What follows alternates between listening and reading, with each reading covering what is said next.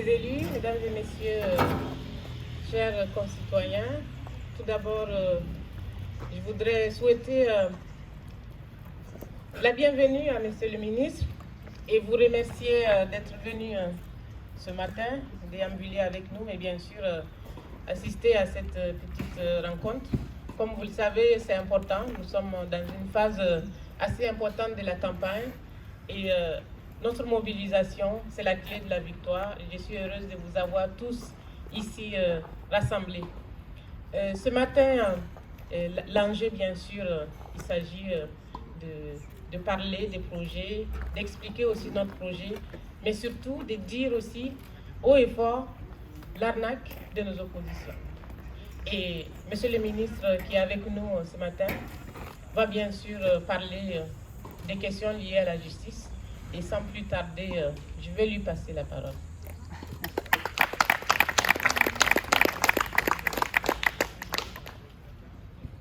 Bien. D'abord, je voudrais vous dire que je suis très heureux d'être ici à Figeac, qui est une ville que je connais bien. J'ai déjà eu le plaisir de séjourner. Et je voudrais d'abord remercier les maires qui sont à nos côtés et qui sont, à mes yeux, à nos yeux, devrais-je dire, la première incarnation de la République. Je suis venu ici modestement soutenir Huguette parce que c'est nécessaire et parce que ça s'inscrit pour moi dans une démarche d'amitié. Alors, je ne veux pas être très long, mais il y a d'un côté, si je veux présenter les choses de façon binaire, mais parfois il faut être binaire, d'un côté la République en marche et de l'autre la République en panne. Monsieur Mélenchon, je vais vous en parler sous trois angles. L'angle de ce qu'il nous prépare sur le plan économique, ce qu'il nous prépare sur le plan international, et puis, tu l'as pressenti, ce qu'il nous prépare sur le plan sociétal, sur le plan des valeurs et donc évidemment de la justice. Alors d'abord, si vous le voulez bien, un petit crochet du côté de l'économie.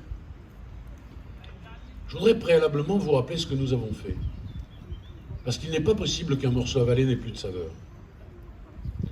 Nous avons traversé la crise la plus violente de notre histoire, de l'histoire du monde, la Covid-19 avec tout ce que ça peut générer.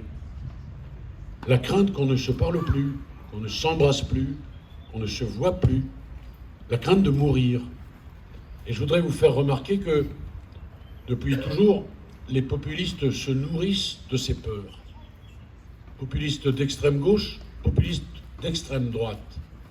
Et que l'on ne s'étonne pas que d'une certaine façon, les populismes aient monté dans notre pays. Et d'ailleurs, dans le monde entier, pour dire les choses. Nous, sans forfanterie, nous avons sauvé l'économie de ce pays. Que les chômeurs se souviennent de la façon dont ils ont été aidés. Que les entrepreneurs se souviennent de la façon dont ils ont été aidés.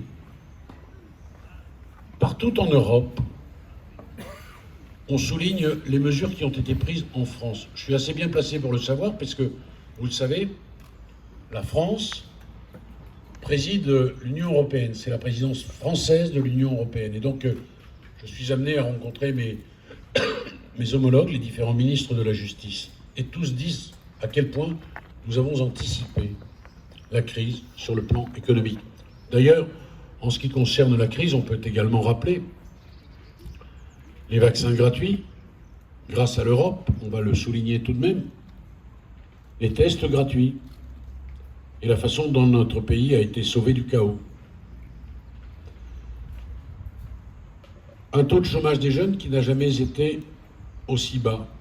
Et il faut remonter 40 ans en arrière pour retrouver les chiffres d'aujourd'hui. L'apprentissage qui est passé de 150 000 apprentis à près de 800 000. La France qui est aujourd'hui le pays où les investisseurs étrangers investissent le plus en Europe. Souvent on regardait avec admiration l'Allemagne, C'est aujourd'hui la France que l'on regarde et c'est en France que l'on vient investir. Ça, c'est notre bilan. Et personne ne pourra nous l'enlever. Mais nous avons évidemment besoin de poursuivre. Et le premier texte qui sera évoqué à l'Assemblée nationale, c'est le texte sur le pouvoir d'achat. Je vais m'y arrêter un quart de seconde. Nous avons un taux d'inflation qui est de 5%. Il est partout ailleurs en Europe du double, parfois même de plus du double. Et si nous en sommes là, c'est parce que nous avons pris en octobre les premières mesures qu'il fallait prendre. Et le premier texte à l'Assemblée nationale, ce sera le texte pouvoir d'achat. Et moi, je compte pouvoir compter sur les parlementaires pour voter ce texte. Voilà un très bref parcours de ce que nous avons fait sur le plan économique. Je pourrais également m'attarder sur les mesures sociales qui ont été prises. Taxe d'habitation, revalorisation des pensions, le zéro à charge pour les prothèses, la baisse des cotisations, la taxe d'habitation, dites-moi pour ceux qui la payent, ça n'est quand même pas rien, etc., etc., etc. En face, vous avez le programme de la NUP. On ne dit pas NUPES, hein. On le sait parce que l'Académie française a dit hier qu'il fallait prononcer cela comme on prononce JUP. Comme on ne dit pas JUPES, on dit NUP. Qu'est-ce que c'est le programme? Je vais vous dire, ce n'est pas très compliqué, il ne faut pas être un grand économiste. Vous allez travailler moins de 39 heures, vous allez gagner beaucoup plus. Qu'on m'explique comment on réussit à faire cela sans augmenter les impôts. C'est pas possible. C'est pas possible. C'est de la foutaise. C'est de l'escroquerie intellectuelle. Jean-Luc Mélenchon, c'est un bandit manchot, vous voyez, au casino, ça clignote de partout, mais si vous restez longtemps, vous sortez les poches vides. Et d'ailleurs, je vais vous dire, peut-être à l'attention de ceux qui contestent cela, que le think tank Terra Nova, composé de gens de gauche, je répète, de gens de gauche, nous explique que c'est plus d'impôts et la faillite. Et les fonctionnaires du GRAC, qui sont des fonctionnaires socialistes, de hauts fonctionnaires socialistes, disent là aussi que c'est le déclin de notre économie. Je veux vous dire que ce que projette Jean-Luc Mélenchon, c'est 250 milliards d'investissements, plus que ce que nous avons mis dans l'économie au moment de la crise. C'est près de trois fois ce que nous avons mis durant la crise qu'il va injecter, dit-il, dans l'économie française hors crise. C'est un leurre. Et ce qui est grave, c'est que ça s'adresse aux plus modestes de nos compatriotes, ce discours. Et que plus sévère encore sera la chute.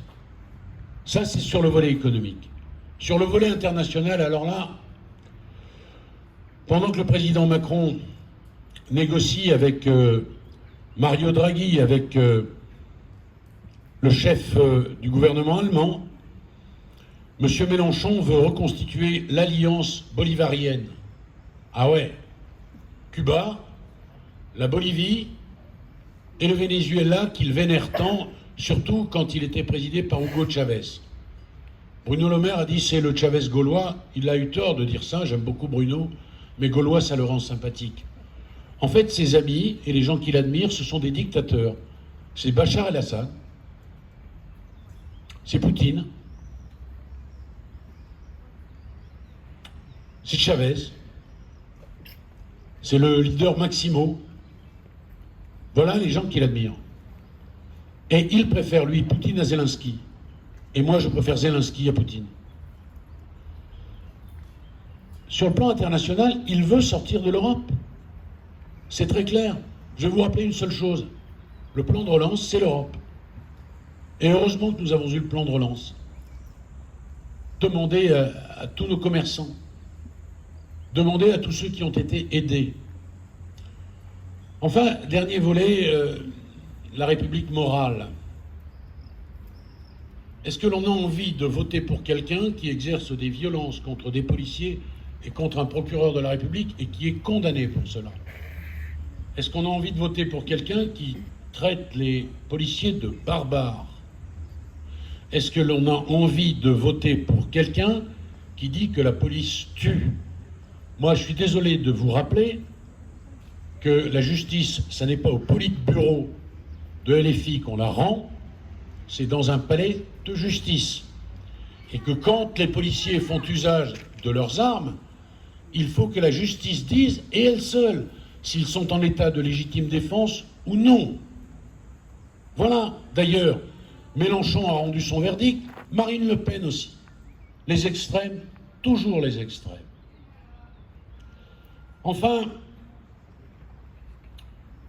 je vais vous raconter quelque chose qui n'est pas une anecdote.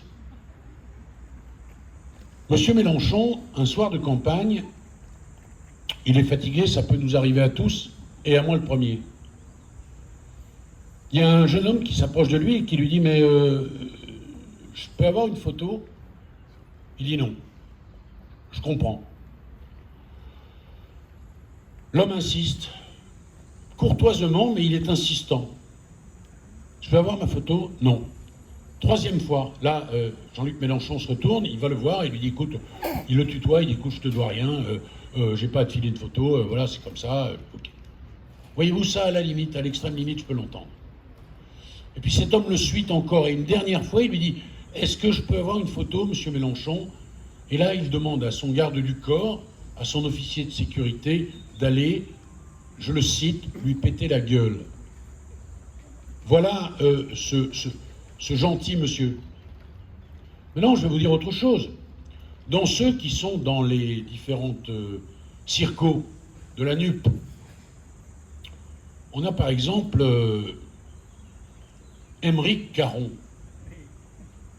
qui, il y a quelque temps de cela, demandait que tous les démocrates m'entendent, je dis bien tous, en deçà et au-delà de ces barrières.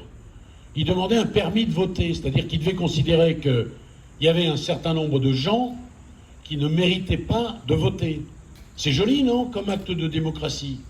Je dirais c'est le même Aymeric Caron, antispéciste, qui souhaite qu'on ne tue plus les moustiques qui nous piquent, parce que ce sont des femelles et qu'il faut les protéger. Je vous promets que c'est vrai.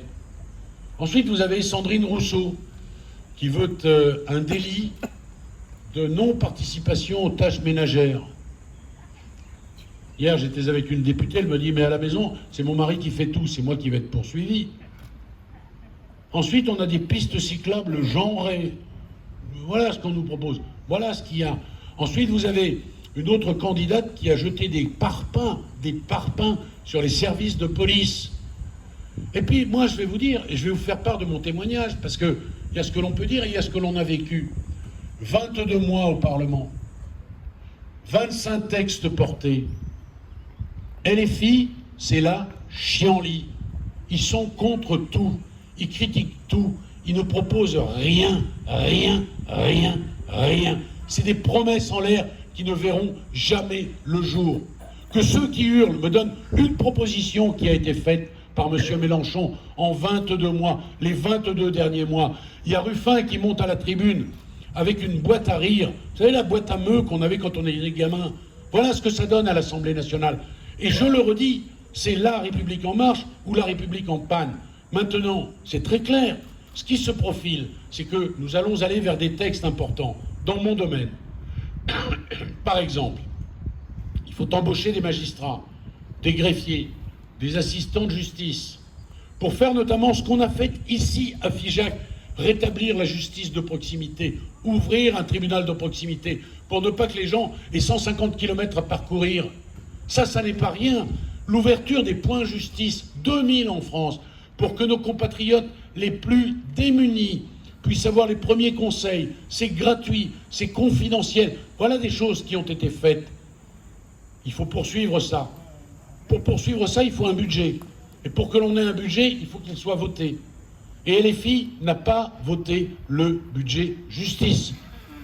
LFI n'a pas voté les renforcements des forces de l'ordre en termes de personnel, de moyens, de véhicules, contre tout. C'est facile d'être contre tout, vous comprenez? De ne rien construire, de ne rien proposer, d'insulter les gens. Parce qu'on va le dire, quand on dit que la police tue, Ça incite des gamins à injurier et à agresser les policiers.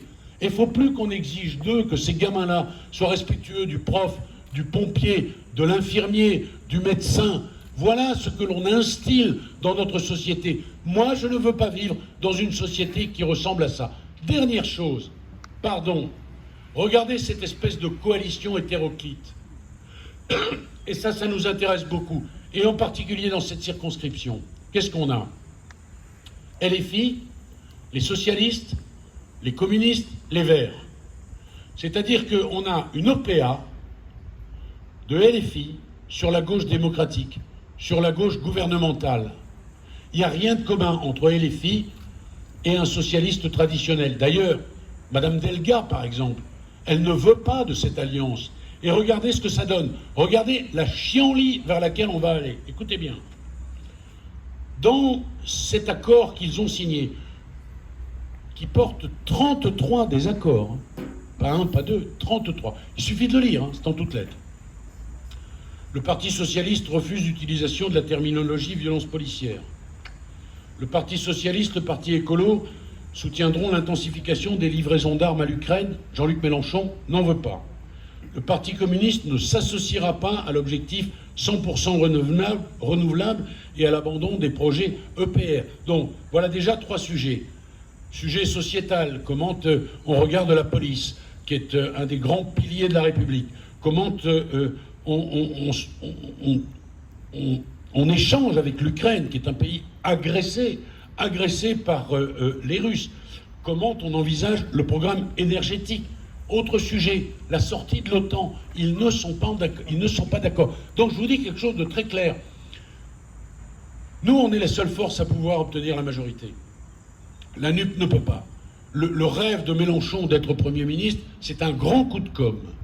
Comment il se prend une raclée à la présidentielle et il s'auto-proclame Premier ministre. Ça ne peut pas marcher. En revanche, plus ils sont nombreux, plus pour nous la démarche est difficile. Et ça va éclater. Les 33 désaccords, ils vont éclater. Donc on va avoir une France complètement bloquée. La chienlit, je ne peux pas trouver un autre mot que celui-là. Et c'est la raison pour laquelle il faut se mobiliser. Dimanche, je crois pouvoir dire, sans être grand clerc, qu'il fera beau. Vous avez le droit d'aller pêcher. Mais soit vous allez voter avant, soit vous allez voter après. Et puis, on est dans une grande démocratie. Certains disent qu'on n'est plus en démocratie, qu'ils aillent faire un tour en Russie, ils verront ce que ça donne. Mais évidemment, dans une grande démocratie, le ministre, et en particulier le ministre de la Justice, ne peut pas imposer un vote, vous avez bien compris. L'impératif m'est interdit lorsque je m'adresse à vous, mais je peux quand même vous suggérer, vous susurrer à l'oreille, d'aller voter pour Huguette, pour une raison toute simple, mesdames et messieurs, c'est que nous avons besoin d'elle.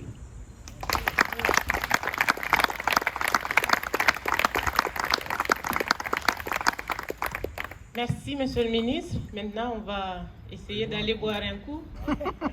Voilà. Merci à toutes et à tous et merci infiniment aux équipes de campagne. Il nous reste encore 2 jours de combat, mais je connais vos motivations et je sais qu'on va y arriver. Et merci aux élus qui sont avec nous.